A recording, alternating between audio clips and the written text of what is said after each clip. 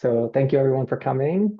This is the Small Practices Network. In the kind of culture of our meetings, it's totally okay to turn your camera on. In fact, we love it. So you don't have to feel weird about leaving it on during the presentation.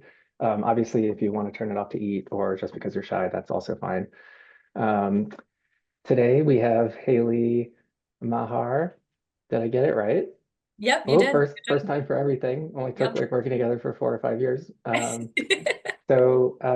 Haley is one of the managing partners of New West Building Company, which started in Jackson, Wyoming, and has since launched a new office on the East Coast. And so I'm going to let Haley mostly kind of introduce herself. And I think generally the format for today is Haley's going to give a presentation for a portion of the meeting, and then we're going to transition into more of a conversation, during which time we'll take questions from you. If you have questions throughout, please feel free to put them in the chat, and I will speak them to Haley later in the conversation, or you can if you want to go off mute. Um, and I wanted to say that as we were thinking about the kind of topic of today, it started off with more or less like Susie, Rosalind, and I thinking, oh, I forgot to say, this is co-sponsored with the Project Management Roundtable, which Rosalind is repping that. Um, so anyway, when we started thinking about this session, we were more or less wondering like, how can we make the kind of costing side of things better for everyone? You know, like it's this sort of mystery, I think, to many of us, and there's questions about when's the right time and, what's the right amount of information to give. So we sort of thought more or less like, what would be ideal from the contractor perspective? But the more that we talked about it with Haley, the more we realized that like there's just a kind of good empathy building that could happen through just a conversation with contractors about kind of what receiving information from architects looks like, how that whole process goes. And we thought it would just kind of like what's better than building empathy across allied professions. So most of this will be related to cost, but there's just a few things that might go beyond that. Um, okay, without further ado, and I also just wanted to say, Susie Sanchez is right there, yeah, is the co-chair of the Small Practices Network. And I think we might have lost Rosalind just through the ways of Zoom, but I'm sure she'll be back in a moment and she's representing the Project Management Roundtable. Okay, I just let her back in. great. Welcome back, Rosalind. So take it away, Haley. Okay, awesome. Thank you, Kyle. Yeah, thanks for the opportunity, Susie and Roslyn and Kyle, to come and chat. I just wanted to first like give anyone, if there are any questions that pop up, like feel free to kind of interrupt me if you have a question on something that I'm talking about. I was kind of going through and putting together the slide deck, and in conversation with Kyle, also realized that I do just very much want this to be kind of like an open conversation. So if there are questions on anything, feel free to yeah, to just chime in. I'm gonna kind of start with just giving an overview of who I am, how I kind of got to where I am at New West. I'll talk a little bit about our team, the projects that we're working on right now, and then kind of get a little bit more technical and specific about the pricing that we do and kind of the different times that we price during a design life cycle. And then if there are any kind of specifics, we do work in both the residential and the commercial space. Right now we're doing mostly residential. So I think what I'm going to talk about is a little bit more geared towards custom home clients and kind of clients that are investing their own money and not necessarily more of like the commercial client or developments. But I've also done that work in the past, so I can speak to that too if there are any specific questions. Okay, I'm gonna get started. I practiced this screen share, but if there are any issues, I apologize in advance. Okay, can everybody see that? All good? Success. Okay, fantastic.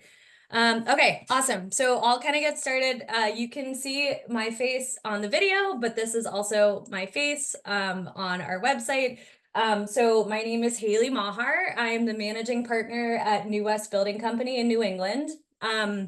Like Kyle said, our team is based in Jackson Hole, Wyoming. We have three offices, all based in the Jackson area, part of the larger Jackson community.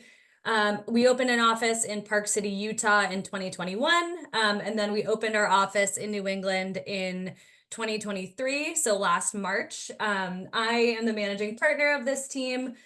We currently are doing work in Stowe, Vermont, and in the Lakes region in New Hampshire. So more of the northern New England states, with hopes of doing work in the Maine area as well. So to kind of give everybody a little bit of just a background of who I am and how I kind of got to this point in my career. So I was born and raised in a town in Western Massachusetts. I know there are a few people who are also from Williamstown on this call right now. But Williamstown, Mass, my dad was a carpenter and a project manager. So kind of grew up in the construction industry for, a long time. In my childhood, side note, when I was like 8 years old, I decided I wanted to be a vet, and I ended up drafting these massive floor plans for the hospital that I was going to run when I got older. And the floor plans are actually hanging in my home office right now. I'm obviously not a vet, but kind of kicked off. I should have seen the writing on the wall. Kind of got super interested in buildings and architecture at a young age. I started somehow really getting invested and just interested in Frank Lloyd Wright. So kind of was able to convince my geometry teacher in 9th grade that my paper for geometry class on rectangles in Frank Lloyd Wright's architecture was somehow a relevant topic. I ended up doing a thesis on architecture my senior year of high school. And then in undergrad, I majored in English and art history, which was kind of the closest thing I could get to an architecture degree. I went to a liberal arts school and spent a year and a half studying Frank Lloyd Wright's Taliesin West and kind of the impacts of the building on, or how the surrounding environment kind of shaped the design that he had built. So graduated from undergrad. At the time was thinking about pursuing architecture school, but ended up working for a large contractor in the Boston area, Suffolk Construction. I was working on this is an image of the Fish Field House, which I worked on for about a year and a half when I was at Suffolk.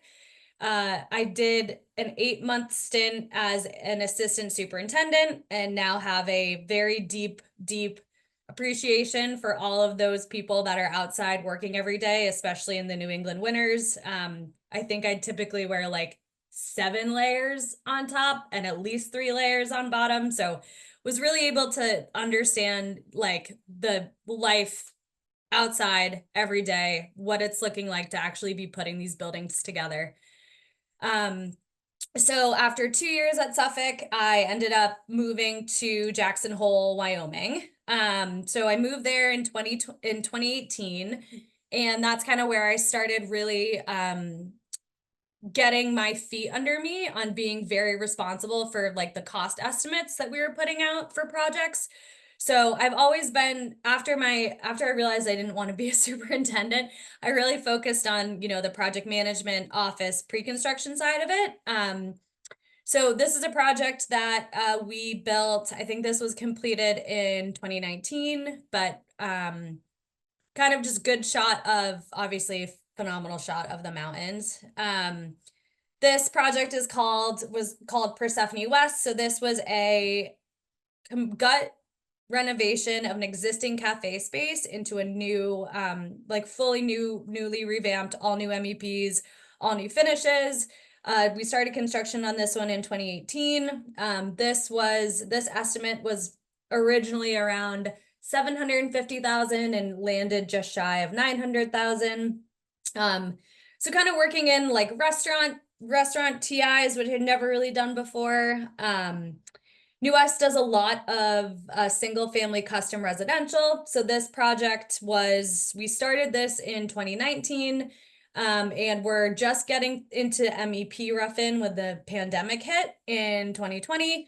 And that cost fluctuation is something I will kind of speak to a little bit about how like market rates and labor pricing can really impact what you're looking at for cost, especially as we all know over the course of the last few years since the pandemic, how costs have really just gone up and so far have not really seemed to be coming back down nearly as far as they were to pre-pandemic times. This is a shot of just that the inside of that house. We call this rodeo residence. I did do a brief bit of dabbling back in on the field side of things in carpentry on this project. I think that closet took me 4 hours to trim out, and the superintendent I was working with was like, yeah, I probably could have done that in 20 minutes. So, but again, I think a really important part of being and excelling at costing and estimating is really understanding what the people in the field are going to be doing and being able to look at a set of drawings and take that and say, okay, these details are going to be hard to execute and the labor impact is going to be there. New West, when I started, we were a relatively smaller team doing, the team had been around for a while, but we were really growing in the types of projects we were working on and the intensity and complexity of those projects. So this was a house that started construction in 2021 and was completed in, I think, early 2023. It's in Alta, Wyoming, and it's at a really interesting, really unique location. So, one of the things that we were talking about in pre-construction was how we were going to be able to build up here in the winter. And went as far, as pricing into the budget. We're going to need to get a snowcat in order to get some of the steel and get some of the materials up here. And that's, I think, another part of the overall costing component that when builders are looking at drawing sets, we're not just looking at wall assemblies, we're not just looking at finish schedules, we're also thinking through the logistics and the weather and obstacles that we're going to encounter when we're putting work in place that is not going to be something that you can see when you're looking, when you're doing a page turn. This is a project that I actually was lucky enough to work. This is how I met Kyle. So I was lucky enough to work with Merge Architects on this build. This was a 20-unit apartment complex that we built in Jackson Hole. The pre-con, I think the design process for this build started in, I think, 2017. The New West team got involved in pre-construction in 2019, so started going through cost estimating. We were very much thwarted by the pandemic. So we ended up starting construction on this project in 2021, spring of 21, finished construction late 22.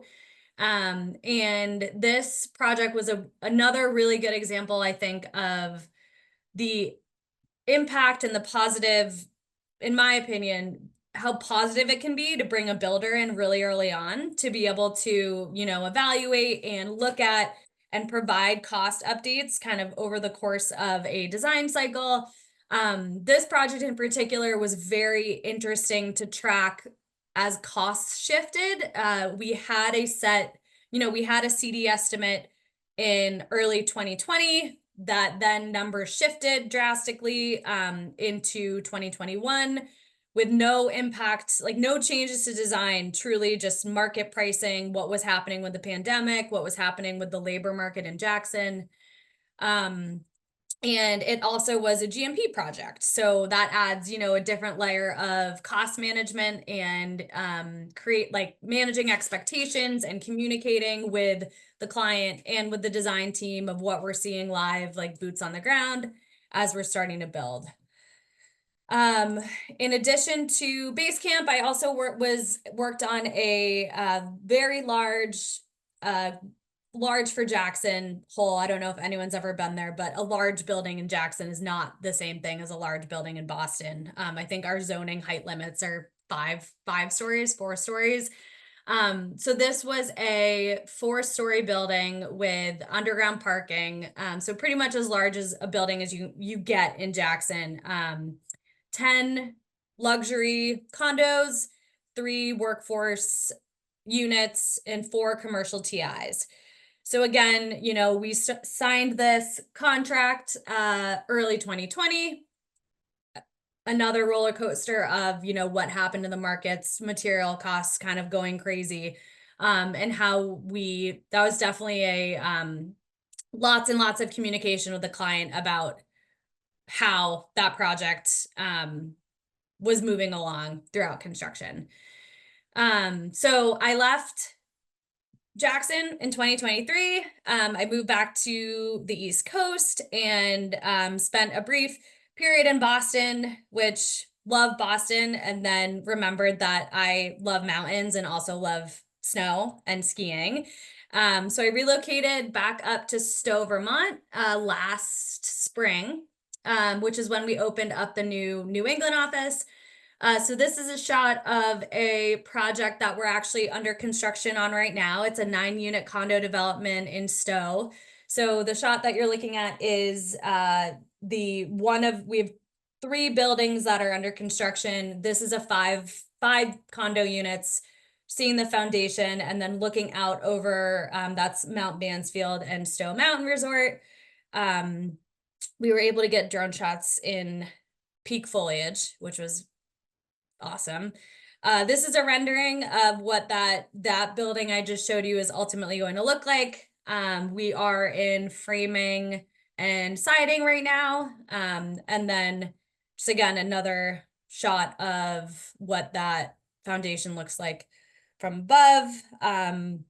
We recently we aided in project management services on the new visitor center for the Green Mountain Club. So this is an interior shot of the timber frame structure. Really gorgeous Winterwood Timber Frames did this. If you're ever up in Waterbury Center and want to check it out, it's the Green Mountain Club Visitor Center.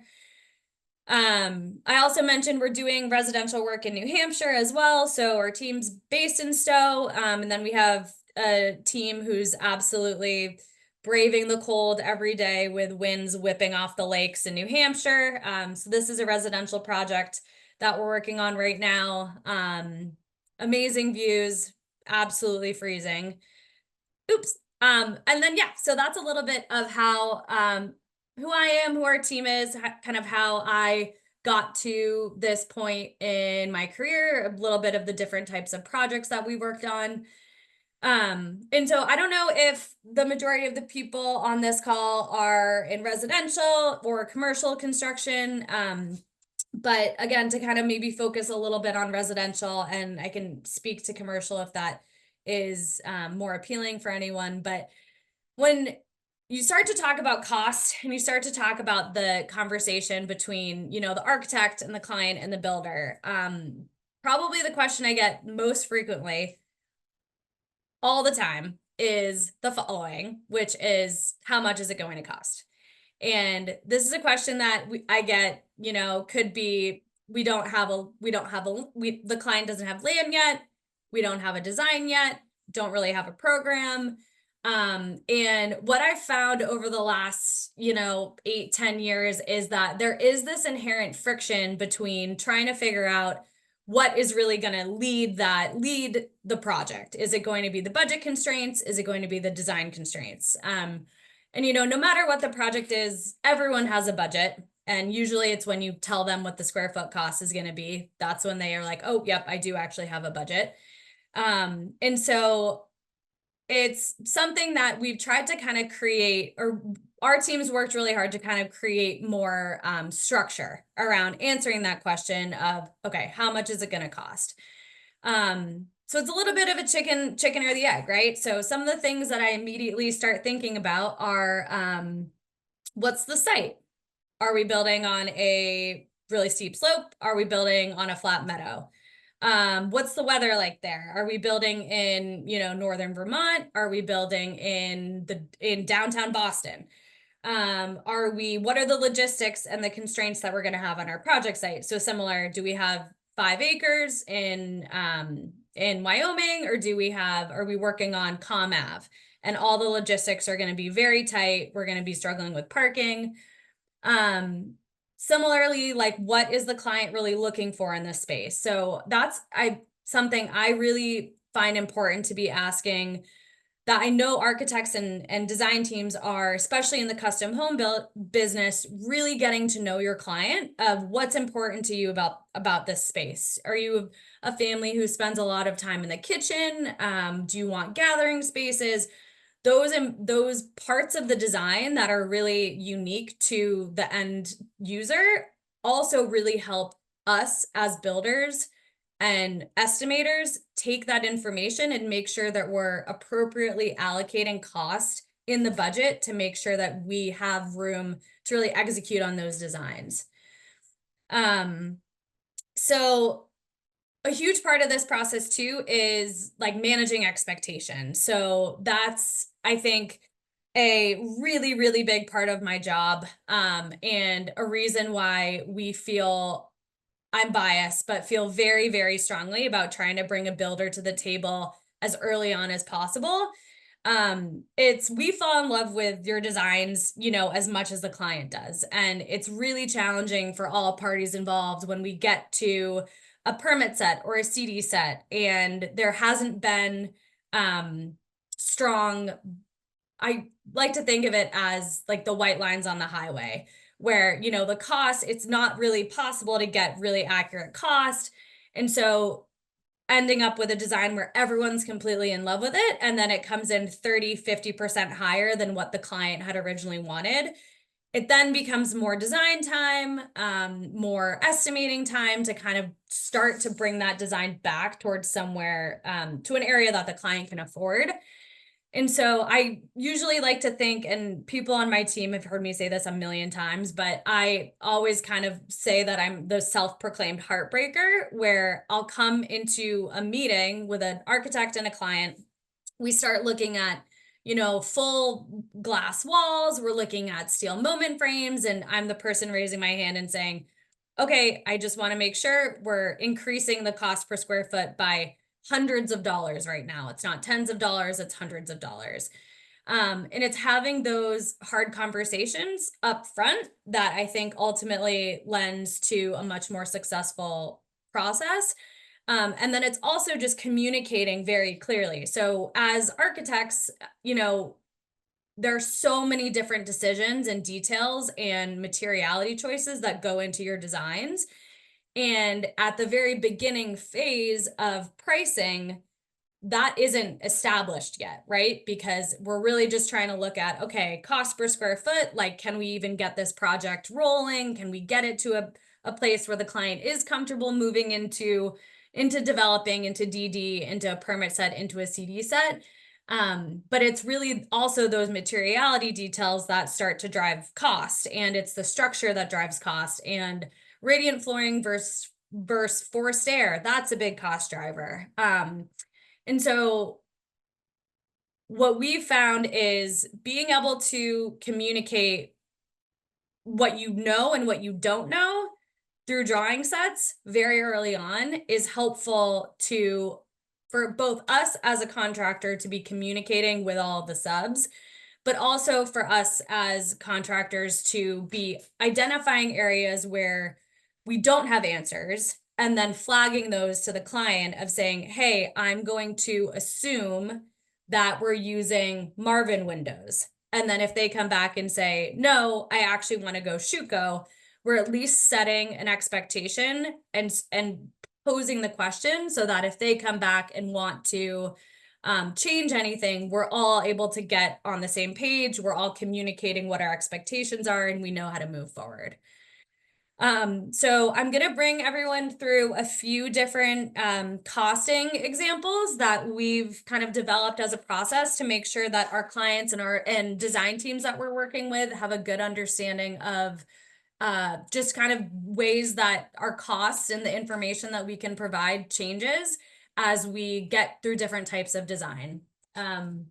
So the first one is typically in SD design. So this is assuming, you know, this is a conversation I have with design teams and architects almost every week, which is very rough kind of schematic design pricing. And this is, hey, what is it going to cost to build?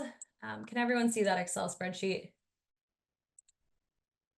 Yes, Yeah. thank you. Okay, awesome. So this is, you know, very, very rough, very just starting the conversation of managing those expectations and what we kind of want clients to expect. So this is a rough pricing exercise that I did for a project located in Stowe. That's another thing that, just again, to be super clear, markets are all different. So the market that I was working with in Jackson has a very different cost per square foot pricing than Stowe, Vermont, than, you know, Tulsa, Oklahoma. So that is also going to shift, and it's important to be working with builders, I think, that do have their pulse on what is happening in the markets that you're building in. But to kind of just start creating those white lines on the side of the highway, we like to just take overall cost per square foot and kind of put a number to it. So question that people ask a lot too is, you know, the cost per square foot in the kitchen is not going to be the same as the garage, right? We're not doing high-end cabinetry there. We're not doing exposed timbers. We're not doing really high-end wood flooring. But so I got pretty detailed on this and was able to break it out by room. But we've found in the past that one thing that's been insanely helpful to us is getting the square footages of a project on the drawing set so that there's a set number that we can be communicating, and providing like very, you know, accessible math to the client of, hey, you need to be, if you're building a 2,000 square foot home, you need to be ready to spend between $400 a square foot and $600 a square foot. Definitely had clients who haven't done that math, but it's usually helpful to present that to them and then kind of start with that very broad range, especially if you don't necessarily have a program or a design at that point. So after we come out of SD design, and you know, this could be anything from, we've done SD pricing from napkin sketches before, we've done it from a few floor plans. Moving into DD, this is typically when we like to have, we won't have structural drawings at this point, but we will hopefully have architectural drawings, we'll have elevations, you know, understanding the heights of the building, looking at the glazing. There's a lot of like inferring that we can do on the structure at that point, looking at the openings and kind of how the roof lines are moving. So at DD is when we start to get a little bit more specific with our pricing, but still working within kind of what we call a lower range and a higher range. So you're still kind of overall into cost per square foot, but you're able to get a little bit more information on exactly what we're going to be building, the site we're going to be working on. We also will kind of ask for, at this point, narratives are even really helpful on mechanical, electrical, and plumbing systems. Are we going to be doing any lighting control? Is there going to be, are we going to be blasting ledge? Is there going to be a really significant cost in cutting a driveway in? What's the access going to look like? We also, at this point in pricing, we do start to make qualifications and assumptions, I think, are a really important part of the cost estimating process. And it's a little bit what I spoke to earlier, of, you know, window specs, appliance specs, insulation specs. And the way that I like to move through kind of this DD pricing and into permit pricing with the design teams that we work with is we'll go through and we'll just make assumptions on all of the interior finishes. So if we don't have a window spec, I'll go in and price it as a Marvin Elevate. And then as we go through this, having conversation, like sending it to the design team and having that conversation and saying, is your intent, I know you haven't had this conversation with the client, is your intent to have something along the lines of Marvin Elevate? And we like to use this opportunity really to be told that we're wrong, or be told that there are edits that need to be made, where if I price a $3 square foot tile in the bathroom and the design team comes back and says, no, actually our intention there is for it to be $15 a square foot. So really just going through this line by line and making sure that everyone is on the same page about the finishes that we're going to be using, what we're assuming for the structure, what we're assuming for the MEP systems. And then as we move into our permit set of drawings, this becomes less of low range and high range, and then starts to get specific. So permit is when we will take the drawing set out to bid. And instead of kind of having these allowances or guesses, we're getting real life feedback from the subcontractors. We're moving into very specific line items on these estimates for our clients to talk through. I think that's something that is always typically a surprise to people, where, you know, a concrete number isn't just $300,000 for concrete. There's 15 individual parts of the concrete package, and all of those tiny parts end up adding up to typically very significant numbers.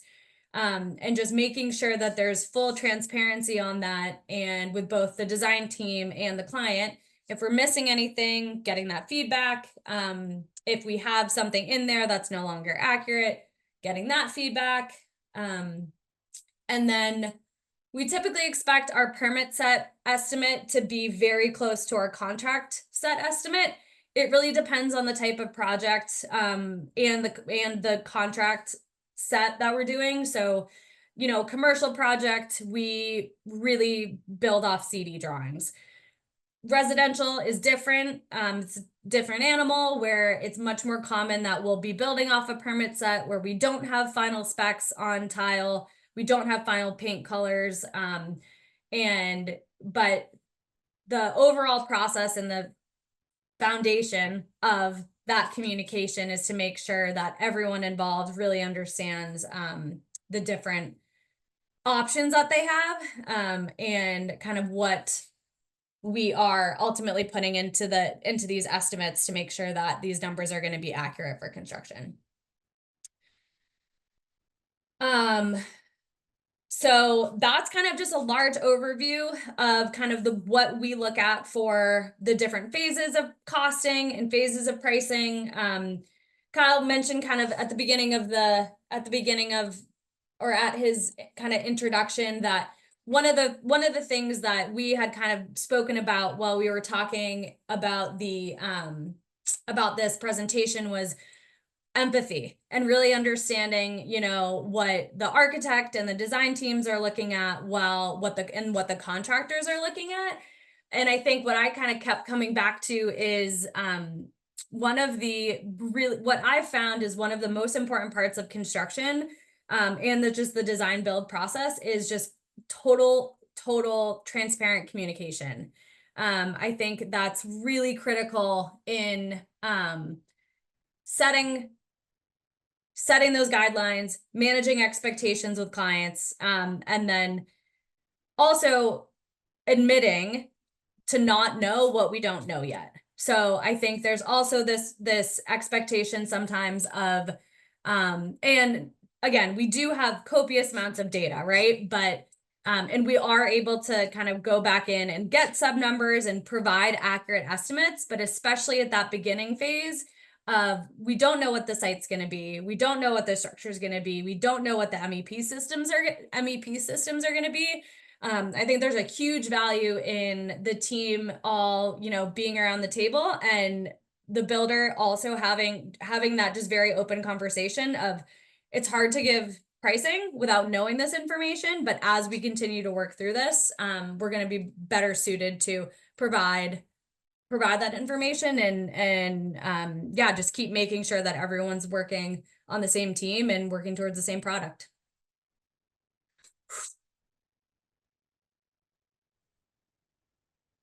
I'm gonna stop sharing.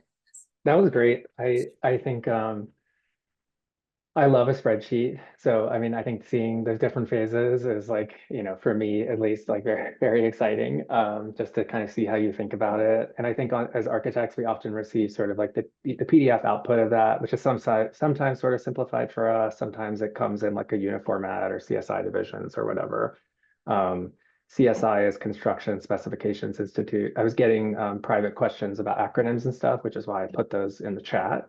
And so I was gonna ask Haley, like, in the spirit of sort of empathy building, like I think on the architect side, you're often during, let's say, kind of the final bit, like you issue a permit set, and then client has feedback, client wants things changed. You get maybe you have received some comments from some inspection, like whatever. There's always changes in the design process, and so you start issuing sketches, responses to RFI, or requests for information that slightly change the design. Like there's all these things that often then get baked into either a bulletin or an addendum, depending kind of where you are in the process, right? Like we issue out revisions to drawings basically.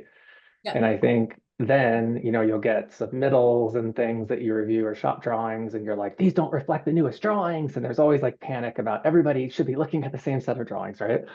So I think it would be helpful. I think we probably to varying degrees kind of understand what you do when you receive a drawing set and specs from an architect. But I was curious, like, I think it varies a bit by general contractor. Mhm. So I would love it if you could just kind of walk us through like what your process is when you get a drawing set. How many people, like for example, how many people does that go to? Like, and also what yeah, just like yeah, I won't overprescribe it. I would just love to hear more about what that looks like on your side because it's obviously like a lot of information management. Yeah. No, that's a great question. That's a great question, Kyle. And I also, that's a great like conversation to have, I think, between contractor and art and design team too. So yeah, I mean, getting a drawing set, one of the things I think that isn't like talked about super frequently, but is a huge part of kind of my job and our team's job and what we're doing every day, is we're managing information and we're managing that communication and really who we're managing, how we're managing that, and who and the reason why we're managing that is because there's, anywhere from 50 to 500 people, depending on the size of the project, that are going to have those drawing sets. And then if there are questions, those questions are then going to end up flowing back through the GC. And so I think that's where, so when I get a set of drawings, one of the things that our team does, that is critical to, first of all, being the general contractor and managing the project, and then also really understanding the information that's on the drawings. So we'll take the drawing set and we'll basically comb through all of it and pull together scopes for each trade. That's a huge part of the bidding and estimating process is, splitting up who's going to be doing what. Some of it's super straightforward where it's, hey, the mechanical team's doing mechanical, tile team's doing tile. Exterior carpentry is an area where there can be a ton of back and forth where maybe the drywall team is going to be doing some work on the exteriors that the siding team was potentially going to be doing. But basically getting all this information and then making it accessible to the trades and creating it and sending it along in a way that's going to be understood by them. And I think one of the areas where there definitely can be friction between the contractors and the design team and the architect, is that as builders, we build off plans and we build off specs. So the information that we have in the drawing set is what we are going to be executing on in the field. And I know there's an incredible amount of work that goes into creating a drawing set. And something that happens pretty frequently, and I think is very common is, especially in residential construction, details from past projects will make their way into an updated plan set, whether it's standard trim details or just typical details. And it's an area where as the builder and we get that plan set is our North Star. So what's on that plan set is what we're going to be building. And that information gets disseminated to, 50, 500 people. And that's what now everyone on the job site is going to be working off of. And then when a change gets made, I think that ripple effect, it's I think sometimes can feel like, oh, we're just making a quick update to this page. It's really not that big of a deal.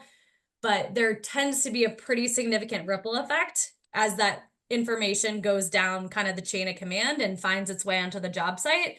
And so a big part of our job is managing that communication.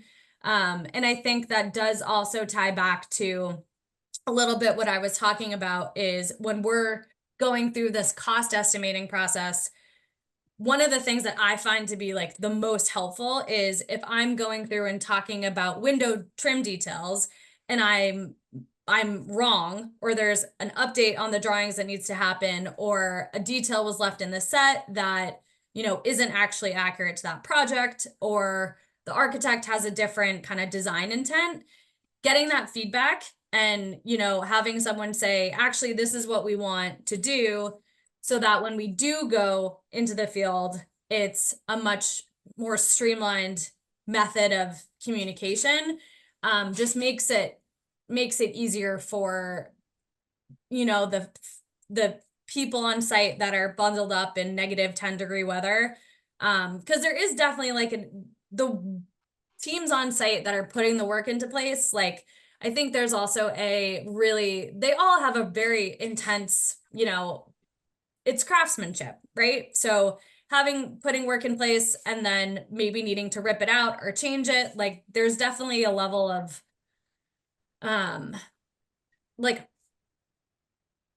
it's It's a just hard. morale killer. Yeah, Yeah. it's a morale killer. So as much Yeah. as much that we can do to keep that from happening, keeps energy and morale high on the job site, which makes it a better experience for everyone.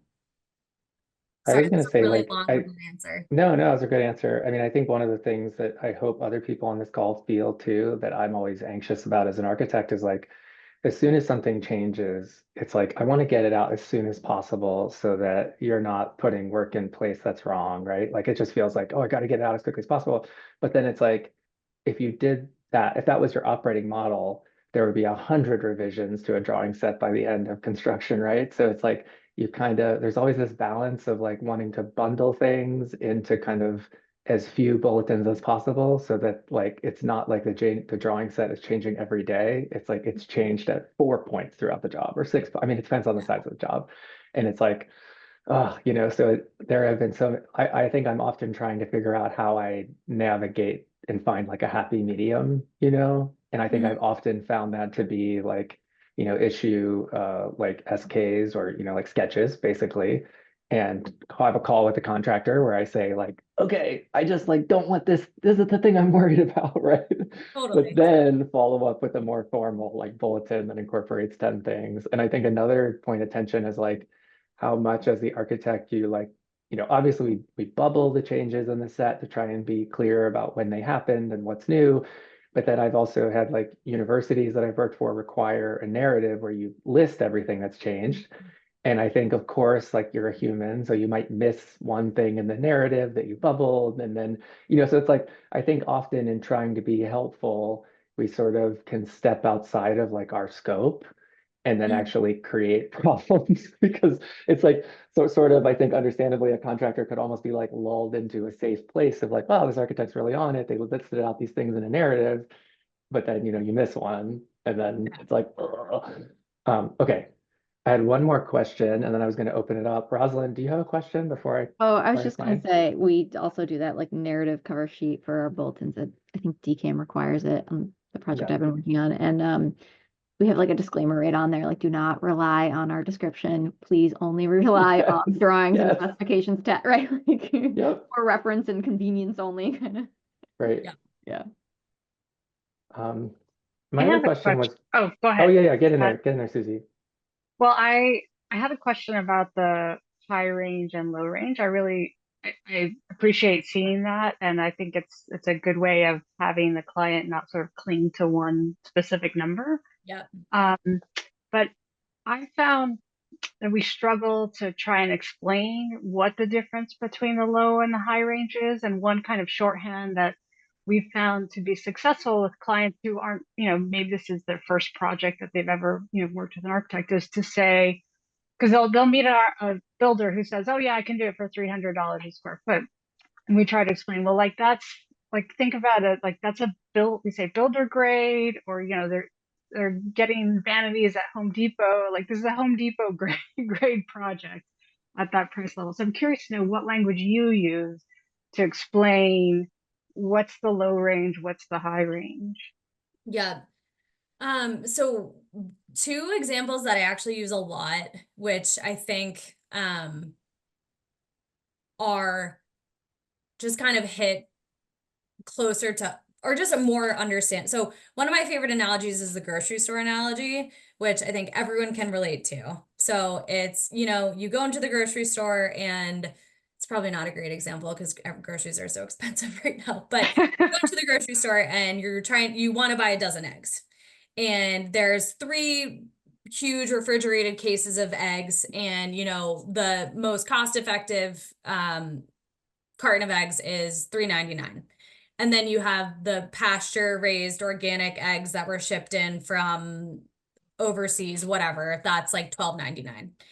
And so I think that's an analogy that like I use that a lot with clients of like, there's a huge range of different items that you can purchase to build your home.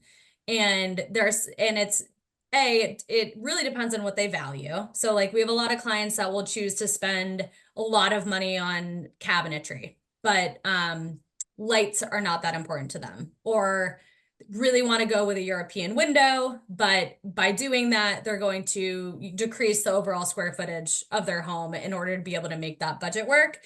So I think what we really focus on to speak to the low range and the high range, I kind of think of like the 6 big drivers of construction costs or the different divisions that really will drive costs that are what we need to focus on in design. And that is the design part of this is really going to drive the budget. It's the structure. So it's, site work, concrete, and framing. This is assuming like a residential construction project, wood framed. And then it's the system. So it's the MEPs, which I kind of talk about as like the living and breathing part. So it's the bones and the organs of a project. And those are going to be those are always going to be the driving costs of a project. Whereas, the finishes, yes, you can spend a significant amount of money on finishes, but changing your tile is not really going to make a huge dent if you're building everything in steel when the design could be in wood. And then I try to talk about budgets with our clients as very holistic, not moving, but holistic kind of projects, or there are tons of bits and pieces. So, if the client decides to spend an extra $50,000 on windows, does it make sense to, really pull back the built-in scope? So we're not going to do built-ins everywhere. We are going to do, off the shelf, we're going to get bookcases or whatever from Wayfair or furniture instead of getting something custom. But yeah, I mean, it's hard. I think one of the things I run into every day, like construction is also just incredibly expensive. Like I think no matter what, the ranges we give people, like I think in my day job, I'm like, oh yeah, of course it's $1 million. And then like, I take myself out of my work hat and I'm like, oh my gosh, that's so much money. So it's also, I think, being able to relate to clients on that, like be empathetic to that of, yeah, this is a lot of money. It's a huge investment. Here's where how do you pull together your cost per square foot numbers? Like, do you benchmark that from previous projects? Like, do you pull data from your projects as you get them completed or estimated to begin with? Like in your SD spreadsheet where you had like the cost per square foot for like whatever the garage space or the kitchen space, like. Yes, we do. Yep. So Yeah. as we move through every kind of project that we estimate, we have like a database where we will pull in different costs per square foot for electrical or drywall or mechanical. So then, and then we're able to take those numbers and basically extrapolate on them. So, and I am lucky in that, or our team is not lucky, but we are doing a lot of custom homes right now. So we have a lot of information about specific quality and not quality, about specific like types of construction. So it's much faster for me to be able to estimate a custom home in Stowe right now in the Lakes region, depending on the information that I get, then it would take a lot more time and effort to go and estimate like a restaurant build out, just because we don't have that information on hand. And that also, I think what that is kind of speaks to another thing like Kyle and I had talked about is like the timing of when you can expect to get cost back. So getting cost per square foot on like an SD design is usually the fastest, right? Because we're usually trying to give a pretty broad range. So around $200 square foot range, give a low range to a high range. And then the more information that you're presenting in a set of documents, whether that's a DD set or a bid set, the longer you can expect as a design team to get that full estimate back. So, when there are specs on windows or trim or tile, that contractor is sending that out to bid with subcontractors. And then those subcontractors are sending numbers back. The contractor is then leveling them. So what that is making sure that, tile sub A, tile sub B, and tile sub C, one could have a $15,000 bid, the other could have an $85,000 bid. And instead of just saying, I'm going to go with the $15,000 bid, making sure that that scope is fully captured. So yeah, I think I typically like to ask for, if I get a permit set of drawings with all qualifications and all specifications, typically like to ask for anywhere from 4 to 6 weeks on custom residential to get that pricing back to the design team and the client. That's really helpful. That was a question I was going to ask. Was like, what should we expect?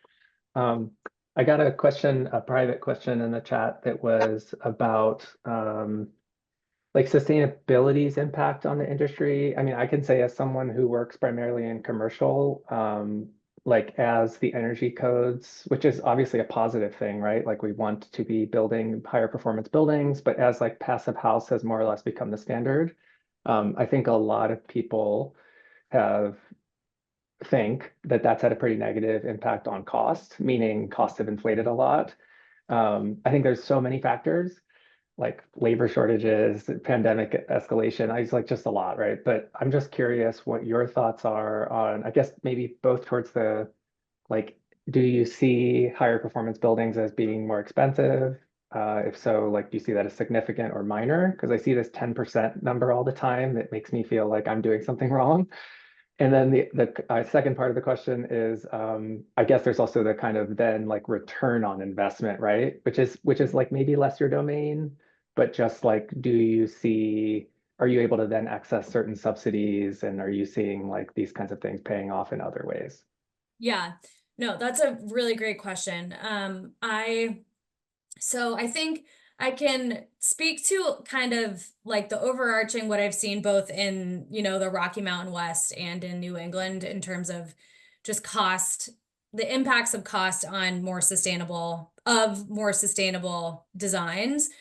It's been really, really impressive to see, even in the last 5 years, how much more prevalent the passive house designs have become, how many more projects we have that are speccing materials like timber HP instead of doing a spray foam. Different materials are coming onto the market that do have with much more thought and consideration for the environment. I do think, like, especially given, how expensive construction is in general right now, like that, I have seen that really become a factor for a lot of clients, especially in the residential world where, the difference between like a triple glaze window and a double glaze window is going to be, anywhere from 10 to 15% higher. And sometimes that is enough of a difference for a client to say, hey, I really need to stick with the double pane. So I think the trend that I would be able to see, like speak to just in projects that I've personally worked on, is some of those more kind of like energy efficient, sustainable systems do end up getting value engineered out of the project. Just like if anyone has a geothermal project, I like really want to do geothermal, but on the projects that we've priced it for, it has been a tipping point for the client where those systems are so expensive and the install is so expensive, that the upfront cost just isn't able, like the client has difficulty even just getting past the upfront cost to see what that ROI could be in the future. So I do think it's shifting. The state of Vermont passed a new energy requirements over the summer, and that actually has been a pretty interesting conversation just to follow within the design build market up here, because a lot of the new like baseline requirements increase the cost of construction like pretty significantly. And it's like a very hard balance between, obviously the construction industry has a really like out of this world amount of embodied energy, and it's just not, there's so many parts of it that are not good for the environment, but how to balance, like the accessibility of, is building even feasible with some of these new like cost like baselines that people are being asked to hit in order to be able to build.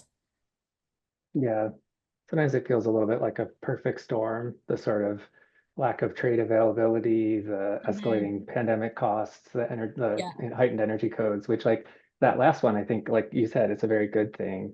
But given the other factors, it does, affordable housing in Massachusetts now has to hit a passive house standard. And so anyway, there's just like, Yeah. that's another conversation, but um, this was so great, Haley. Thank you so much for being Thank so you. generous with your time. I feel like this was a masterclass in like kind of how we should be thinking about costing on our end. Thank you all so much for coming. This was recorded and will be posted to the BSA's website definitely within the next month. I will see if I can make it faster. I don't know how the queue works, but they've been on it lately, and so hopefully it'll be faster than that. We'll have another meeting in about a month and we'll send out info as we have it. Thanks again, all of you, and thank you, Haley. Thank you.